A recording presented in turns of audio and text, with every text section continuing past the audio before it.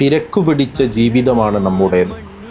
പാക്കറ്റുകളിൽ വിപണിയിൽ കിട്ടുന്ന ഉടൻ കഴിക്കാവുന്നവയും പെട്ടെന്ന് ചൂടാക്കി കഴിക്കാവുന്നവയുമായ ബ്രാൻഡഡ് സൗകര്യ പാചകക്കൂട്ടുകളാണ് പാചകത്തിന് സൗകര്യപ്രദം. കൂടാതെ പലതരം പൊടികൾ, ബേക്കറി സാധനങ്ങൾ, ആരോഗ്യപാനീയങ്ങൾ, പഴസത്തുകൾ എന്നിങ്ങനെ ഭക്ഷ്യവ്യവസായ ഉൽപ്പന്നങ്ങളും ലഭ്യമാണ്.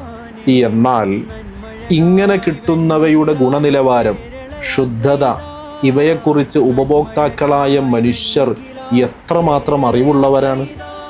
പാക്കറ്റ് ഭക്ഷണങ്ങളിൽ നിറത്തിലും മണത്തിനും രുചിക്കുമൊക്കെയായി ചേർത്തിരുന്ന ഭക്ഷ്യേതര ചേരുവകൾ, അവയുടെ അളവ് അനുവദിക്കപ്പെട്ടവയോ അതോ വ്യാജമോ എന്നൊന്നും മനസ്സിലാക്കാനുള്ള മാർഗങ്ങൾ മനുഷ്യരായ നമുക്ക് ലഭ്യമാണോ?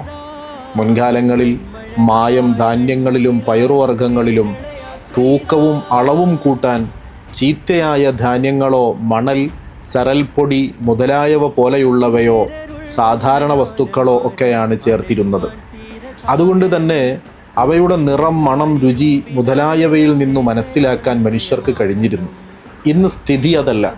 മായം ചേർക്കൽ മുന്തിയ സാങ്കേതിക മാർഗങ്ങൾ ഉപയോഗിച്ചാണ്. അതുകൊണ്ട് തന്നെ മായം കണ്ടുപിടിക്കാനുള്ള ഉന്നത സാങ്കേതിക വിദ്യ മനുഷ്യന് ആവശ്യമാണ്. നമ്മുടെ രാജ്യത്ത് ഭക്ഷ്യസുരക്ഷാ നിയമം പാശ്ചാത്യ രാജ്യങ്ങളിൽ ഉള്ളതുപോലെ തന്നെ ശക്തമാണ് എന്ന് പറയപ്പെടുമ്പോൾ തന്നെ അടിസ്ഥാന തലങ്ങളിൽ ഇത് ഫലപ്രദമായി നടപ്പാക്കാനാകുകയും വേണം. അല്ലെങ്കിൽ കുറ്റക്കാർ ശിക്ഷിക്കപ്പെടാതെ സാങ്കേതികത്വത്തിൽ പിടിച്ചു രക്ഷപ്പെടുകയും പുത്തൻ സാങ്കേതിക വിദ്യകൾ മായം ചേർക്കുന്നതിൽ ഫലപ്രദമായി ഉപയോഗിക്കുകയും അതുമൂലം മനുഷ്യ സമൂഹം ബലഹീനരും മാരക രോഗികളുമാവുകയും ചെയ്യും. വില കൊടുത്തു വാങ്ങുന്ന ഭക്ഷണ വസ്തുക്കൾ ശ്രദ്ധിച്ചില്ലെങ്കിൽ ഉണ്ടാക്കാവുന്ന അപകടങ്ങളെക്കുറിച്ച് ഒരു ഏകദേശ ധാരണ ഉണ്ടായിരിക്കണം മനുഷ്യരായ നമുക്ക്. കുറെയൊക്കെ മലിനീകരണ വസ്തുക്കളെ മനുഷ്യ ശരീരത്തിൻ്റെ സ്വയം രക്ഷാ സംവിധാനം നിർവീര്യമാക്കുമെങ്കിലും തുടർച്ചയായി ഇതേ രാസവസ്തുക്കൾ ശരീരത്തിലെത്തിയാൽ ഇവയെല്ലാം പുറന്തള്ളാൻ ശരീരത്തിനാവില്ല. അപ്പോൾ അത് ആരോഗ്യ പ്രശ്നമായി തീരും. പുത്തൻ രുചികളും പരിഷ്കൃത പാചകങ്ങളും സൗകര്യ പാക്കേജുകളും കഴിവതും ഒഴിവാക്കി നമ്മളുടെ ശരീരം പരിചയിച്ചു വന്ന തനതു പാചക രീതികളാണ് മെറ്റബോളിക് ഷോക്ക് ഉണ്ടാകാതിരിക്കാൻ നല്ലത്. തിരഞ്ഞെടുക്കാനും തീരുമാനിക്കാനുമുള്ള അവകാശം മനുഷ്യരായ നമ്മളുടേതാണ്.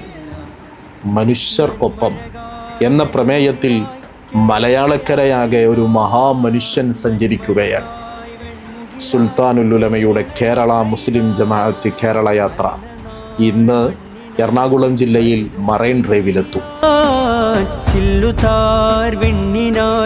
തെളിയും തിരിവരയാൻ തിരമാല പോലെ പടരാനായി